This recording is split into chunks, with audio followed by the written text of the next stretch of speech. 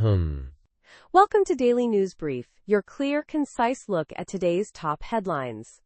If you find this update helpful, don't forget to like and subscribe so you never miss a story that matters. Dermarite Industries is voluntarily recalling nearly 4 dozen lots of hand soap and lotion products due to potential bacterial contamination. The United States Department of Agriculture Food Safety and Inspection Service identified Burkholderia cepacia, a bacteria that can cause sepsis. The recalled products, distributed across the United States and Puerto Rico, include 4 items. These items are DermaClean, an antiseptic lotion soap, Dermasara, an external analgesic, Clean Foam, an antimicrobial foam soap, and Perigene, an antiseptic cleanser. Consumers should check lot numbers and expiration dates to determine if their products are affected. Currently, Dermarite has not received any reports of adverse events related to this recall. While Burkholderia cepacia poses little risk to healthy individuals, it can be dangerous for immunocompromised people. For healthy individuals, exposure may result in a local infection at the site of a cut.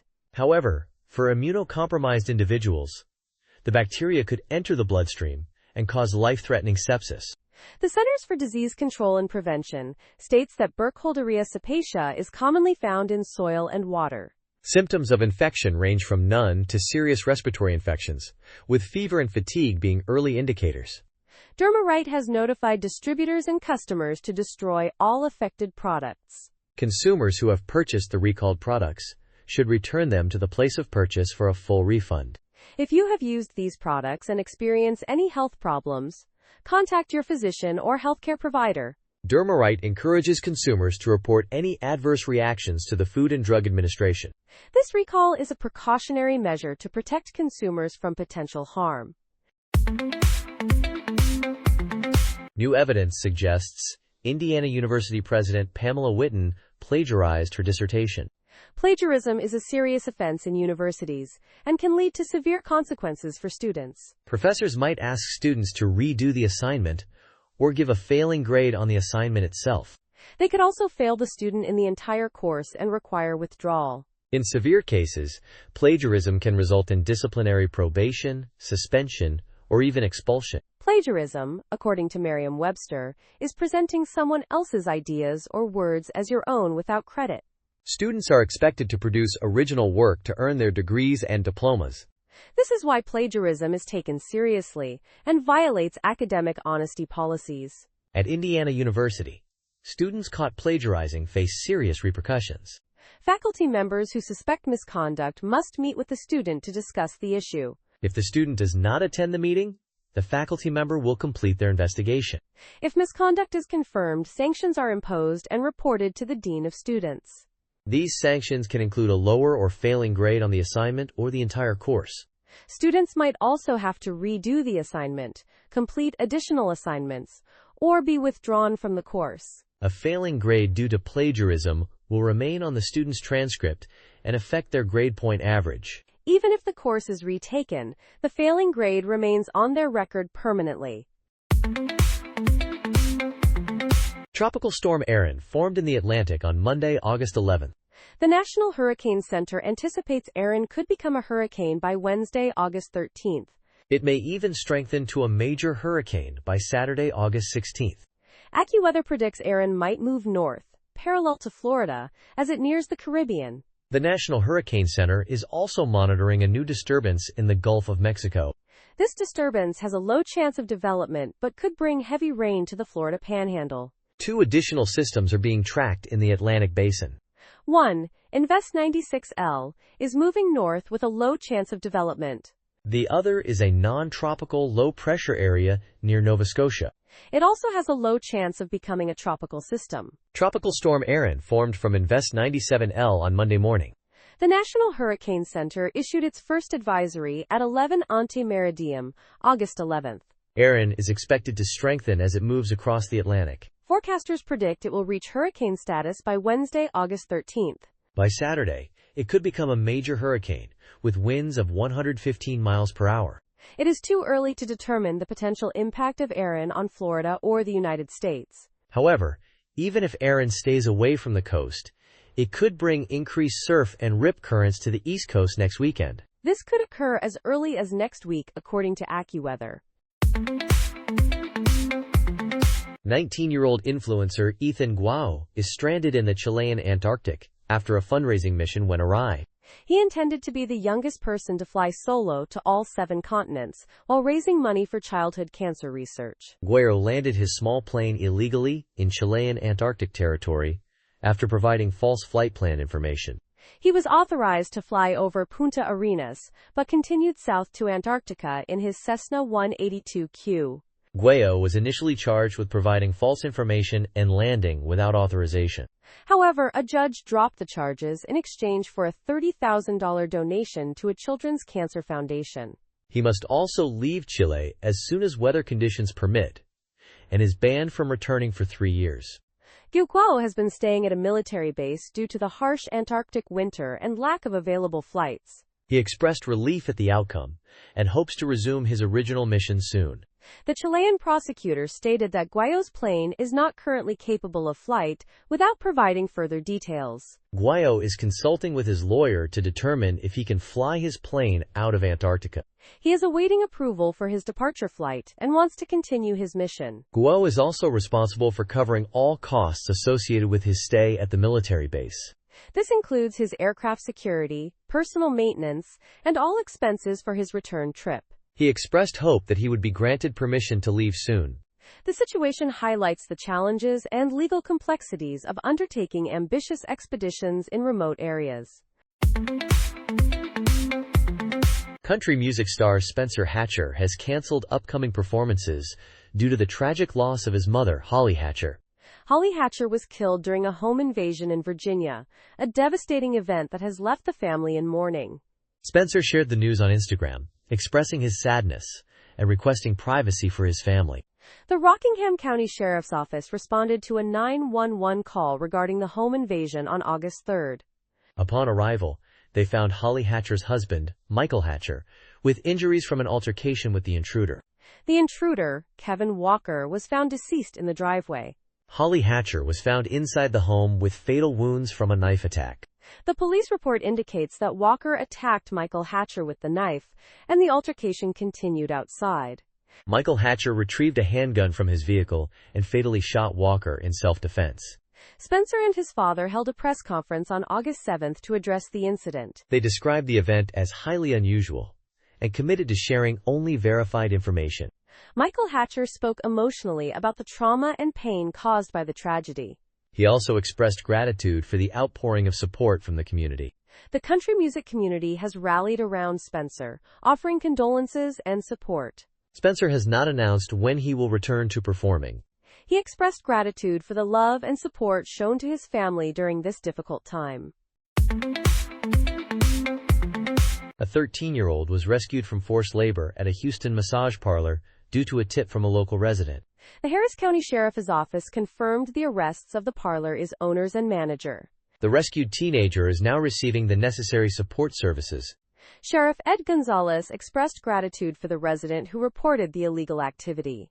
The incident took place at the Rainbow Foot Relax Massage Parlor in Northeast Harris County. Deputies and the human trafficking team discovered the teen was being forced to work at the parlor. The parlor was allegedly providing illegal sexual services for money.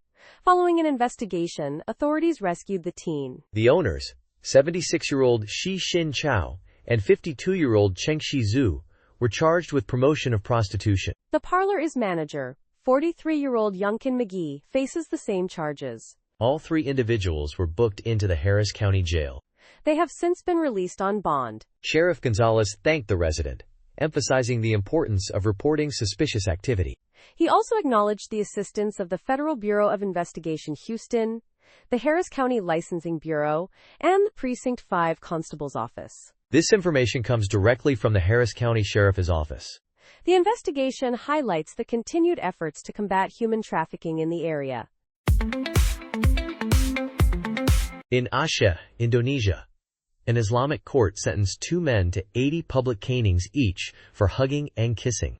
The trial occurred at the Islamic Sharia District Court in Banda Aceh, the provincial capital, and was closed to the public. The men, aged 20 and 21, were arrested in April after being observed entering a bathroom together. Police were alerted by residents and subsequently entered the bathroom, where they witnessed the men kissing and hugging. The court deemed these actions to be a sexual act. The lead judge, Rohmati M. Hum, stated that the students violated Islamic law by committing acts leading to gay sexual relations. Prosecutors initially sought 85 strokes of the cane for each man. However, the judges opted for a reduced sentence due to the students' academic standing, politeness, cooperation, and lack of prior convictions. Time served will also be deducted from their sentence, reducing the number of lashes by 4. The prosecutor, Alfian, expressed dissatisfaction with the lighter sentence but will not appeal. Aceh is the only Indonesian province permitted to observe Islamic law, which allows up to 100 lashes for moral offenses, including gay sex. Other offenses punishable by caning include adultery, gambling, drinking alcohol, women wearing tight clothing, and men missing Friday prayers. The Indonesian government granted Aceh this right in 2006 as part of a peace agreement. In 2015, the law was extended to non-Muslims, who comprise about 1% of the province's population. Human rights groups have criticized this law for violating international treaties signed by Indonesia. This is the 5th time Aceh has sentenced individuals to public caning for homosexuality since the implementation of Islamic law. In 1997, a 31-year-old Pakistani man named Nasiruddin disappeared into an ice cave in the Kohistan region. He was recently found perfectly preserved, ending a painful 3-decade search by his family. His body was discovered by a local shepherd, still carrying his identification card. The shepherd was astonished by the state of the body, noting that the clothes were not even torn. Nasiruddin had been mummified in the glacial ice for 28 years. The rapid freezing process protected his body from moisture and oxygen. Pakistan has over 7,000 glaciers, the most outside of the Earth's polar regions. Like many glaciers globally, these are disappearing due to climate change. Reduced snowfall and increased sunlight in northern Pakistan have accelerated the melting of glaciers. This unnatural warming led to the exposure of Nasiruddin's body. Glaciers act as planetary time capsules, preserving artifacts and bodies. Scientists study ice cores to learn about past climates and human history. Otzi the Iceman, found in 1991, offers a glimpse into Neolithic Europe. While glaciers preserve soft tissue, they are not as effective as cryogenic freezing.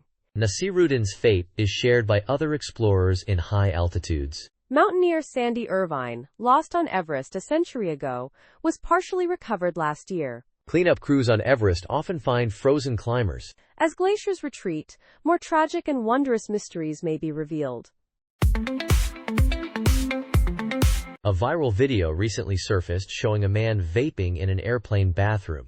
The man in the video has now come forward to share his side of the story. He explained that he was unaware of the strict, no-smoking policies on airplanes. He claims he thought vaping was permitted in the lavatory. The airline involved has reiterated its policy prohibiting all forms of smoking, including vaping. The Federal Aviation Administration also enforces regulations against smoking on aircraft. The incident sparked discussions online about proper airplane etiquette. Many commenters expressed frustration with passengers disregarding rules. Others offered more lenient perspectives, considering the man's apparent misunderstanding. This incident serves as a reminder to review airline guidelines before flying. Passengers should familiarize themselves with permitted and prohibited items. It is important to respect the rules and regulations implemented by airlines. This ensures a safe and comfortable flying experience for everyone. Following these rules helps maintain order and safety on board. Ultimately, passenger compliance contributes to a more pleasant travel environment. Further details about potential consequences for the man are still emerging. Israeli news media is discussing less about the humanitarian crisis in Gaza after Hamas released videos of Israeli hostages. Before the videos, some Israeli media outlets were reporting on the worsening conditions in Gaza and urging more aid. News anchor Yonat Levi even called the situation a moral failure on live television. Other prominent Israelis also appealed to the government to help Gazans. However, the release of videos showing emaciated Israeli hostages changed the public mood. The videos of Rom Braslavsky and Evyatar David led to protests demanding the return of hostages. Approximately 50 hostages are still in Gaza, but only about 20 are believed to be alive. Uri Dagan, deputy editor of Yisrael Hayom, said Israelis cannot empathize with Gazans while hostages are held. He also accused foreign media of misrepresenting the situation in Gaza. Dagan questioned why foreign outlets did not highlight the hostage videos as much as images of suffering Gazans. Past incidents, like videos of Gazans mistreating hostages after the October attack, have fueled resentment in Israel. Harel Chorev, a researcher at Tel Aviv University, said these incidents make it hard for Israelis to sympathize with Gazans. Many Israelis distrust Palestinian journalists and the lack of press freedom under Hamas. Some Israelis, like lawyer Orit Maimon, even deny the existence of a famine in Gaza. The Gaza Health Ministry reports that hundreds have died from starvation and malnutrition since the war began. Right-wing Channel 14 has actively worked to discredit reports of starving children. Gas prices in Florida are fluctuating, recently increasing as the week began. On August 11th, the cost of gas rose approximately 10 cents per gallon in Florida and 4 cents in South Florida. Miami area prices are about 2.5 cents higher than a month ago. However, they are 34.5 cents lower than a year ago. Mark Jenkins, spokesperson for AAA, noted that Florida gas prices have remained within a 26-cent range for nearly a year. He explained that prices will likely stay within this range unless oil prices change significantly or a major supply chain disruption occurs. Several areas in Florida still have gas prices below $3 per gallon. North Florida offers the cheapest gas in the state, while Naples and Palm Beach County are among the most expensive. In Miami-Dade, the average gas price on August 11th was $2.98 per gallon, a 4-cent increase from the previous week. The cheapest gas in the Miami area was $2.65, while the most expensive was $4.39. Fort Lauderdale saw an average of $3.02, a 7-cent increase. West Palm Beach and Boca Raton had an average of $3.17. The statewide average gas price in Florida on August 11th was $3.03, a 10-cent increase from the previous week. Nationally, the average gas price was $3.13, a 2-cent decrease from the previous week. Patrick DeHangen of Gas Buddy mentioned that while national prices saw a slight decline, some states, like Florida and Michigan, experienced upward price swings. He emphasized the importance of monitoring potential hurricane impacts on gas supply and prices as Labor Day approaches. Actor James Van Der Beek recently revealed an early warning sign of his stage 3 colorectal cancer, a change in bowel movements. He attributed this change to his coffee consumption and was unaware of the lowered screening age for colorectal cancer. Van Der Beek stated that he was in excellent physical condition and had no other noticeable symptoms. Dr. Eitan Friedman confirmed that changes in bowel habits are a primary indicator of potential colorectal cancer. Other symptoms can include fatigue from anemia, blood in stool, weight loss, appetite loss, and abdominal discomfort. Dr. Erica Barnell noted that many colorectal cancers develop without obvious symptoms, like in Van Der Beek's case. She emphasized that by the time symptoms appear, the disease may have already progressed. Symptoms are particularly concerning for individuals 45 and older with a family history of colon cancer or inflammatory bowel disease. The lifetime risk of colorectal cancer for an average person is 4 to 5%, according to Dr. Friedman. He recommends colonoscopies every 5 to 10 years, starting at age 45, to detect and remove potentially cancerous polyps. Dr. Barnell pointed out that screening compliance in the United States is below national targets, especially in underserved communities. She advocates for increased access to non-invasive screening and greater public awareness. Dr. Barnell stressed the importance of paying attention to changes in bowel habits, as it could be life-saving. She highlighted that screening allows for early detection, even before symptoms arise. Early detection significantly improves the chances of successful treatment. Van Der Beek's story serves as a reminder to be aware of potential warning signs and to get screened. Former United States President Donald Trump imposed a 50% tariff on goods from India. This action has sparked anti-American sentiment and calls to boycott United States brands in India. India is a significant market for United States companies like McDonald's, Coca-Cola, Amazon, and Apple. These brands have expanded rapidly in India to target a growing affluent consumer base. Many Indian consumers view international labels as status symbols. India is the largest market by users for Meta Platforms Incorporated's WhatsApp. Domino's Pizza has more restaurants in India than in any other country. American beverages like Pepsi and Coca-Cola are widely available in Indian stores. There is a growing movement to support local businesses and reject American products. This sentiment is spreading on social media and offline. Manish Chowdhury, co-founder of Wow Skin Science, urged support for Indian businesses. He encouraged consumers to make Made in India a global obsession. Ram Shastri, chief executive officer of DriveU, called for India to develop its own versions of popular American platforms. He mentioned platforms such as Twitter, Google, YouTube, WhatsApp, and Facebook. Indian retail companies compete with foreign brands like Starbucks domestically. However, Indian companies face challenges in expanding globally. Indian information technology services firms have established a global presence. Companies like Tata Consultancy Services and Infosys provide software solutions worldwide. President Donald Trump recently reiterated his support for Senator Lindsey Graham of South Carolina during a state Republican Party gala. This endorsement, delivered via phone call and amplified through social media, has been met with significant backlash from some within the MAGA movement. Former South Carolina Lieutenant Governor Andre Bauer and Paul Dance, a former architect of the Heritage Foundation Project 2025, are challenging Graham in the upcoming Republican primary. They argue that Graham is not a true conservative and does not adequately represent the interests of South Carolina voters. Despite past tensions, Trump has consistently endorsed Graham for re-election this year. During the gala, Trump expressed confidence in Graham and emphasized their friendship. He stated that he believes Graham will perform very well in the election and reaffirmed his full endorsement.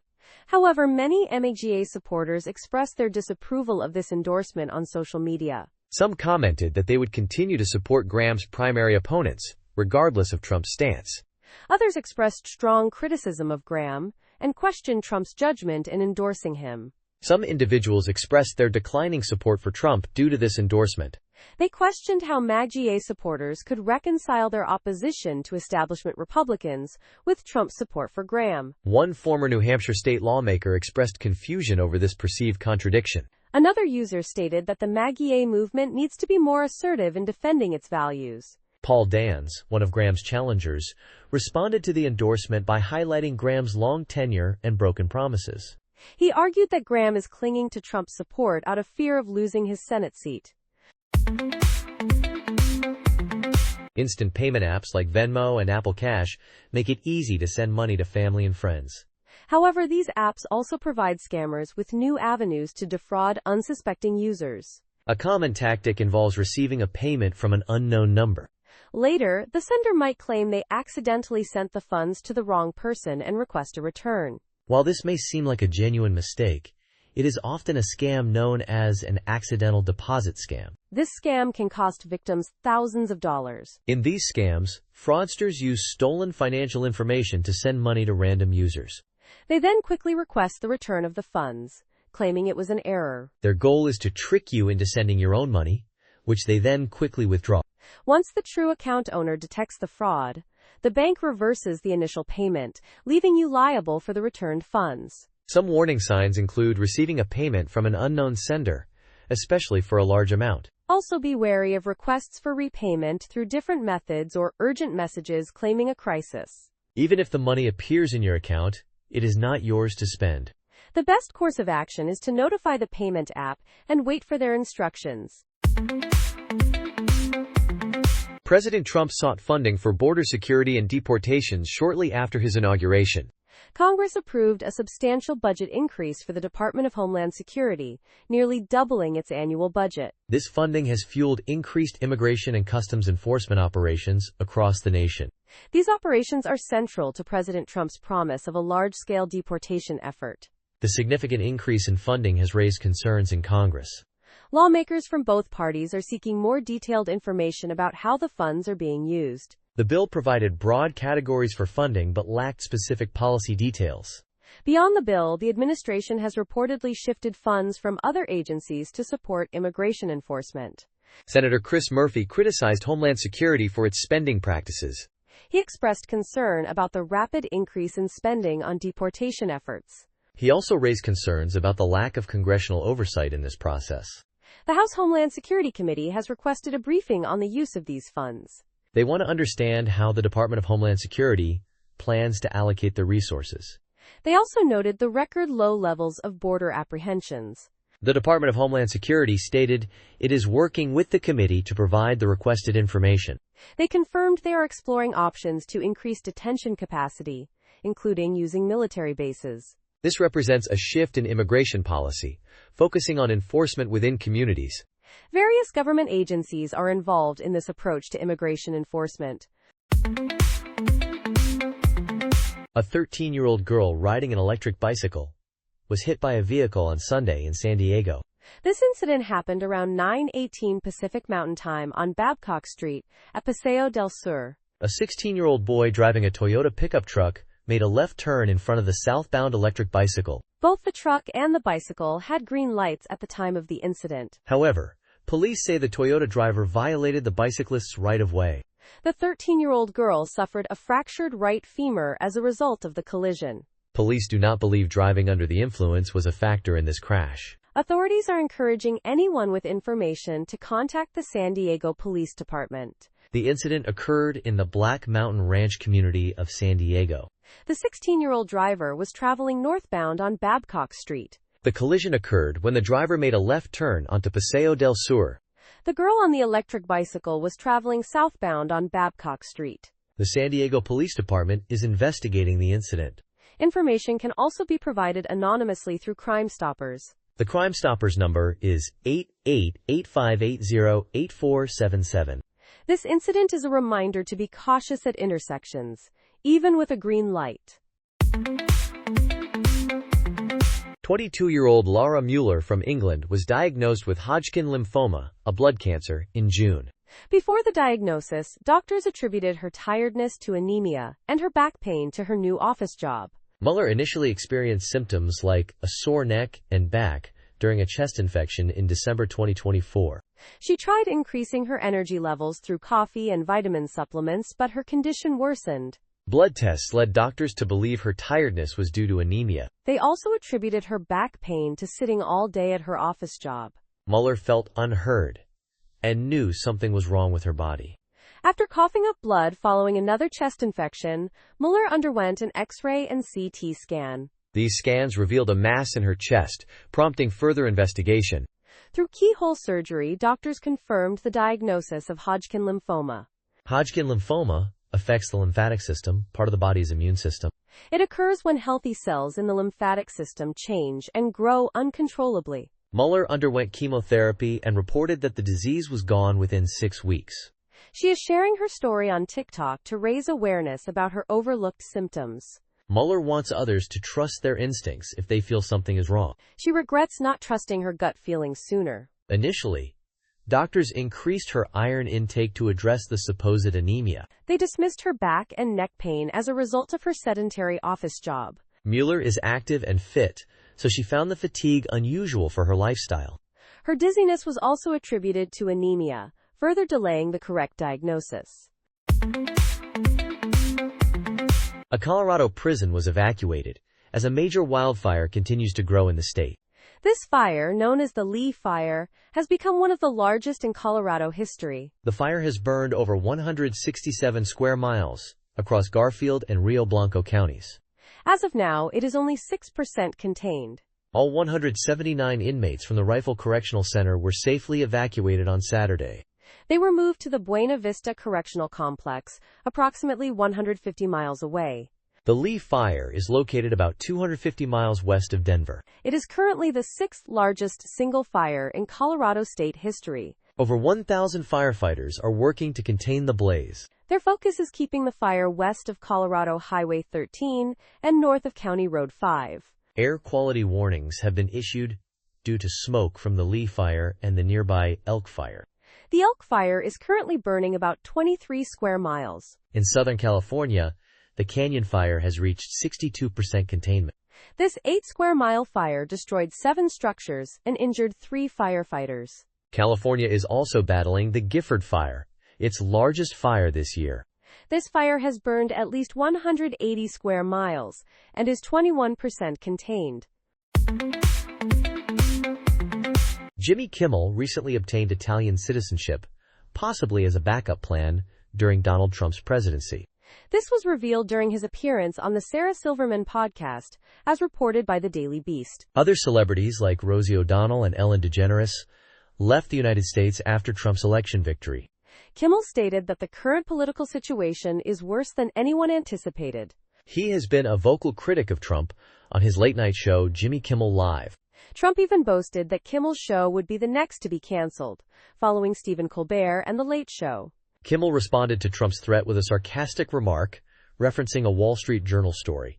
Rosie O'Donnell, another Trump critic, moved to Ireland and is hesitant to return until the current administration is gone. During the podcast, Kimmel expressed that he does not hold grudges against Trump voters who change their minds. He believes it is difficult for people to admit they were wrong, and welcomes them to change their views. He used Joe Rogan as an example of someone who is now questioning Trump's actions. Some people criticize Rogan for his past support of Trump, but Kimmel disagrees with that approach. He believes the door should remain open for people to change their perspectives. Kimmel's full interview is available on the Sarah Silverman podcast. Sarah Silverman initiated the conversation by mentioning how many people are considering obtaining citizenship elsewhere. Kimmel confirmed his Italian citizenship during this conversation. There is a developing traffic situation on Highway 101 in San Luis Obispo. Cars were stuck in bumper-to-bumper traffic on northbound Highway 101 on Monday. This was due to a lane closure that started around 10:15 ante-meridiem. The center lane was closed from Monterey Street to Stagecoach Road. This closure forced traffic into a single lane, according to the California Highway Patrol Traffic Incident Information page. Caltrans crews were observed on the highway performing maintenance work. Their activities included cleaning garbage out of the median and fixing the railing. They were also clearing weeds from the drains. At 12:35 post-meridiem, Caltrans announced they would be picking up cones and ending the closure. The estimated time for reopening was around 1:15 post-meridiem, per the Traffic Incident Information page. However, traffic remained backed up on northbound Highway 101 to Los Osos Valley Road at 1:30 post-meridiem. Connecting streets to the northbound off-ramps were also experiencing significant congestion. Drivers should expect delays and consider alternate routes if possible. For the latest updates on this developing situation, please check back for updates. We will continue to monitor the situation and provide information as it becomes available. Stay tuned for more updates on this ongoing traffic incident. New video footage appears to show an Israeli settler shooting a Palestinian activist during a West Bank confrontation. The Israeli human rights group, B'Tselem, released the video showing settler Yinon Levi firing a gun. The video cuts, but continues recording the sounds of someone moaning in pain. B'Tselem identifies the victim as Auda Hathaline, a 31-year-old activist, English teacher, and father of 3. Another video, obtained by the Associated Press, shows Levi firing his gun twice. Levi was briefly detained and then released from house arrest due to lack of evidence. The incident occurred in al-Khair, a village frequently subjected to settler violence. Settler attacks on Palestinians have increased since the Israel-Hamas war began. B'Tselem's international outreach director called the killing a horrific example of Israeli violence against Palestinians. Both videos appear to depict the same confrontation between Levi and a group of Palestinians. Levi's lawyer claims he acted in self-defense, citing the court decision to release him. The judge said Levi did not pose enough of a danger to justify continued house arrest but restricted his contact with villagers. B'Tselem reports Levi was with a crew bringing an excavator into al-Khair. Residents tried to block the excavator, fearing it would damage the village water line. The new video shows Levi arguing with 3 men before firing the gun. Hathaline was standing some distance away when he was hit in the chest and killed. A recent Reddit post asked users about the biggest historical lies people still believe. Many responses highlighted common misconceptions, like Vikings wearing horned helmets, which they did not. Another misconception is that Napoleon was short, but he was actually of average height for his time. It is also untrue that George Washington had wooden dentures. They were made from various materials, including teeth, ivory, and metal. Paul Revere was not the sole rider warning of the British. He was part of a larger group. Allied opposition to the Nazis was not initially based on their treatment of Jewish people, but grew with awareness of the Holocaust. Contrary to popular belief, people have known the Earth is round since ancient times. Thomas Edison did not invent the light bulb, although he is often credited with it. Throughout history, people of all genders, including women and children, worked to support their families. The United States Civil War, while about states' rights, was fundamentally about the right to own enslaved people. Martin Luther King Jr. was not widely accepted by white people during the 1960s and advocated for radical social change. Marie Antoinette likely never said, "Let them eat cake." The Irish famine was exacerbated by British policies that exported food while the Irish starved. People in ancient and medieval times often lived longer than commonly believed, with child mortality skewing average life expectancy. Galileo was not imprisoned solely for the heliocentric model, but for offending the Pope who funded his research. The United States has a history of authoritarian practices, particularly in the Jim Crow South. The belief that carrots improve eyesight originated from British propaganda during World War II. Catherine of Aragon bore multiple sons for Henry VIII, not just daughters as sometimes believed. Former President Donald Trump mistakenly stated he was going to Russia for a meeting with Vladimir Putin, sparking widespread online mockery.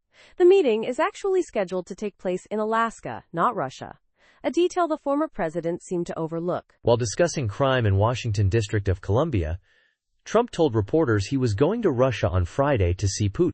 Social media users quickly seized on the geographical error, with many questioning Trump's knowledge of international affairs. The White House responded to requests for comment by referencing Trump derangement syndrome but did not address the mistake directly. Some social media users wondered if the misstatement was intentional, speculating about potential concessions to Putin. Others simply expressed disbelief and concern over the former president's apparent confusion. Many users compared the reaction to this gaffe with how they believe the media would react if President Biden made a similar error. Some posts highlighted the fact that Alaska has not been part of Russia since 1867.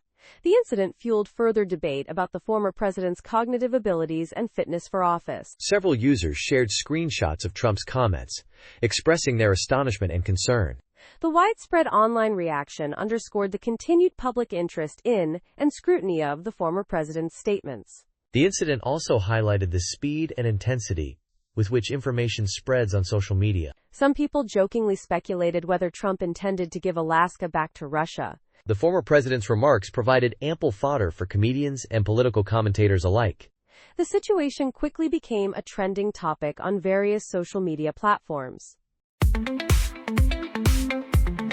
In southwestern Colombia, Patricia Elago-Zetti embarked on a daring rescue mission when her 13-year-old son went missing. Along with 5 other members of the Indigenous Guard, Elago traversed the mountains to confront the guerrillas suspected of recruiting her son and another teenager. Upon reaching the guerrilla camp, approximately 30 armed fighters confronted the unarmed Guard members. After a tense standoff, a commander emerged, and Elago demanded the return of her son. The commander agreed to investigate the boy's presence in the camp. Following an hour of negotiations and radio communication, Elago was reunited with her son, Stephen. This type of rescue mission has become increasingly common for the Nasa People's Indigenous Guard, formed in 2001. The Guard protects indigenous territories from armed groups and environmental damage. Since 2020, armed groups have intensified recruitment efforts, targeting children with promises of money and protection. For over half a century, Colombia has been embroiled in internal conflict, fueled by inequality, land disputes, and the drug trade. Various armed groups, including leftist guerrillas, right-wing paramilitaries, and criminal organizations, vie for territorial control, impacting vulnerable communities. While a 2016 peace deal aimed to end the conflict, violence persists, particularly child recruitment by FARC dissidents. The Indigenous Guard, known as Kiwe Thegnis in the Nasa Yuwe language, operates in this volatile environment. Carrying sacred staff symbolizing moral leadership, Guard members confront armed groups despite the inherent risks. Tragically, over 40 Guard members have been killed since the peace deal. Elago recounted the rebels claimed the boys joined voluntarily, a statement she vehemently refuted. Not all rescue attempts are successful, as evidenced by a 2023 incident where two teenagers refused to return home. Children are lured with promises of money, cosmetic treatments, or provisions for their families. Pete Hegseth, the Secretary of Defense, made remarks on Monday about deploying troops in Washington District of Columbia. These remarks may negatively impact the Trump administration as legal battles regarding troop deployment in Los Angeles. A three-day trial began on Monday in California. California is arguing that Hegseth and the Trump administration violated the Posse Comitatus Act. This 1878 federal law prohibits using the military for civilian law enforcement. This relates to the crackdown on protests against the Trump administration's immigration agenda in Los Angeles. During a press conference on Monday, Hegseth announced that the National Guard would be entering Washington District of Columbia. He stated that other National Guard units and specialized units were also prepared to be brought in. Hegseth emphasized that these units would be strong and tough, standing with law enforcement partners. He added that this was standard procedure for the Department of Defense, citing similar actions in Los Angeles. These comments were noted by those trying to prove Hegseth unlawfully deployed troops in Los Angeles. Journalist Adam Klasfeld reported that California's attorney moved to admit Hegseth's announcement into evidence. Specifically, the comments about troops standing with law enforcement partners and doing the same thing in Los Angeles were highlighted. Despite objections from the Trump administration, the judge admitted Hegseth's comments into evidence. The Trump administration argued that the remarks were not on the exhibit list. The judge noted that the remarks could not have been on the list as they had just occurred. A Ukrainian firm released a video of its interceptor drone flying at speeds up to 195 miles per hour. This $2,500 first-person view drone flies at roughly the speed of a bullet train. Speed is crucial for interceptor drones because they must chase down loitering munitions.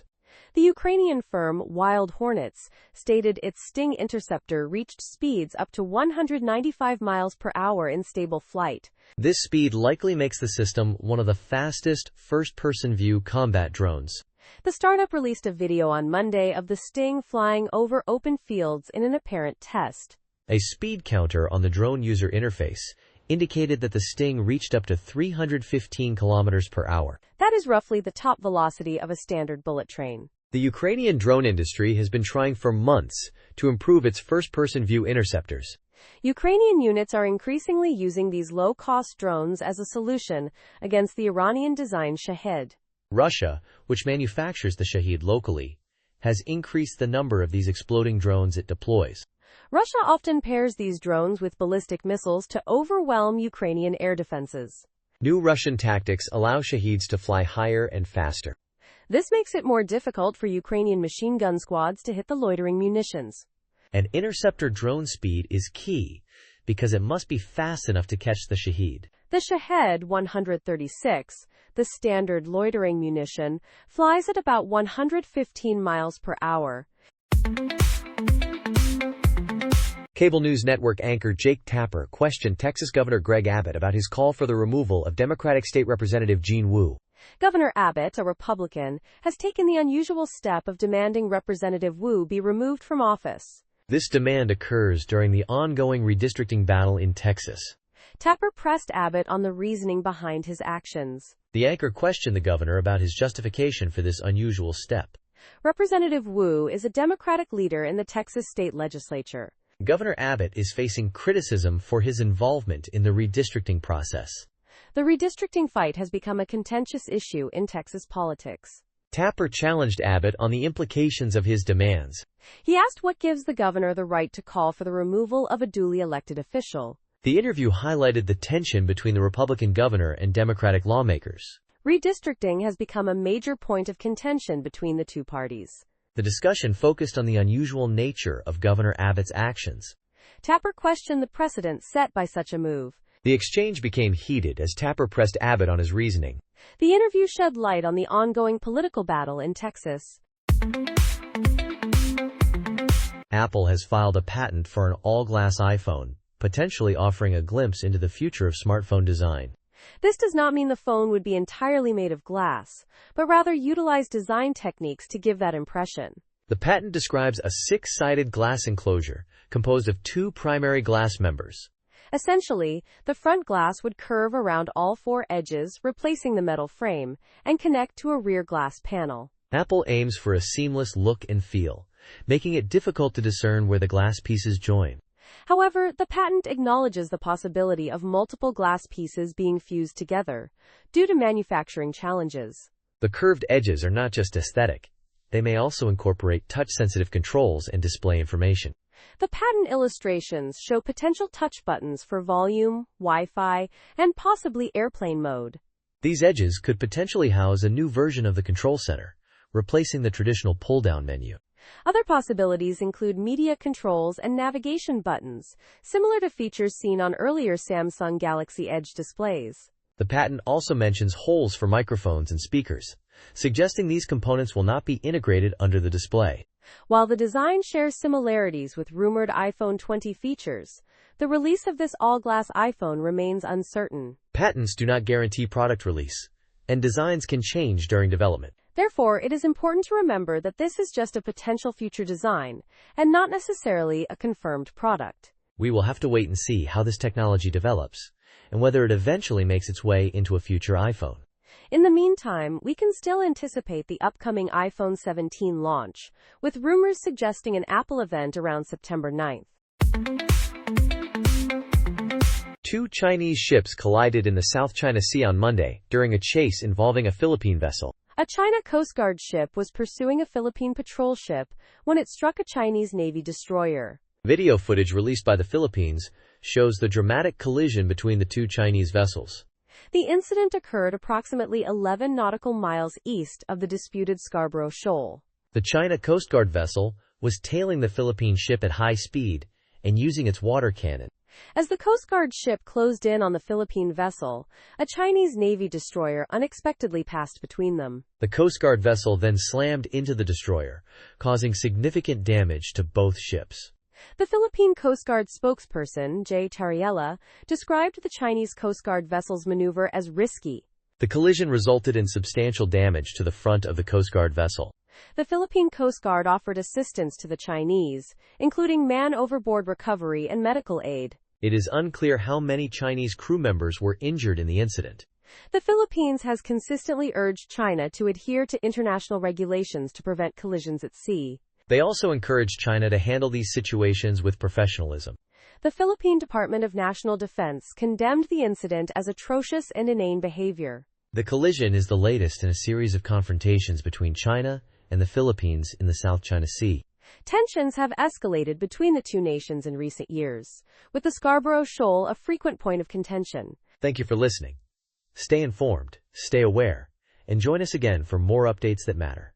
Until next time. Thanks for staying informed. See you in the next episode.